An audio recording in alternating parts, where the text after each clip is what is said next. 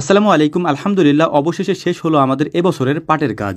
এর আগের অনেকগুলি ভিডিওতে এই কথা আমরা বলেছি, কৃষিকাজের মধ্যে সবথেকে কষ্টের কাজ হচ্ছে এই পাটের কাজগুলি। আজকে আমাদের 4টা জাগ উঠানোর কথা। এই 4টা জাগের মধ্যে আমাদের প্রায় 1030 মুঠার মতো পাট রয়েছে। এই পাটগুলিকে পচানোর জন্য গত কয়েকদিন আগে এগুলিকে আমরা পানির নিচে ভিজিয়ে রেখেছিলাম উপরে কচুরি দিয়ে। গতকালকে আমরা পরীক্ষা করে দেখেছি এই পাটগুলিকে উঠানো যাবে কিনা, অর্থাৎ এই পাটগুলি থেকে আঁশগুলি আলাদা করা যাবে কিনা। এটা পরীক্ষা করার পর আজকে সকালবেলা আমরা রওনা দিয়েছি আমাদের ওই পাটের জায়গার দিকে। যেহেতু অনেক পাট একসাথে আমাদেরকে আজকে উঠাতে হবে, এই কারণে খুব সকাল সকাল এই কাজগুলি আমরা শুরু করে দিয়েছি, কারণ সারা দিন আমাদের এর পিছনেই যাবে আজকে। প্রথমে এখানে আসার পর পানিতে নেমে আমরা পাটের জায়গার উপরে যে কচুরিগুলি দেওয়া থাকে সেগুলিকে সরিয়ে নিচ্ছিলাম এবং জাগটাকে পুরোপুরি খালি করে আমরা নিয়ে এসেছি একেবারে কিনারায়। এখন আমাদেরকে যে কাজটি করতে হবে, এই নরম পাটগুলিকে সাজাতে হবে নসিমনের উপরে। এই নসিমনটা চলে যাবে হচ্ছে আমাদের পাশের এলাকায়। ওখানে আমরা এই পাটগুলি দিয়ে আসি এই পাটগুলি থেকে আঁশগুলি আলাদা করার জন্য। পাটগুলি থেকে আঁশগুলি আলাদা করে ওনারা খড়িগুলি রেখে দেয় এবং পাটগুলি আমাদেরকে দিয়ে দেয়। এটাকে আপনি এক ধরনের বিনিময় প্রথাও বলতে পারেন। তো যাই হোক, আলহামদুলিল্লাহ প্রথম জাগটা আমরা উঠিয়ে তারপর একটা নসিমনের মধ্যে লোড দিয়ে পাঠিয়ে দিয়েছি। এর পরবর্তীতে বাকি যে জাগগুলি আছে এগুলিকে কিনারায় এনে এগুলি থেকে পাটগুলি আমরা রাস্তার উপরে উঠাচ্ছিলাম,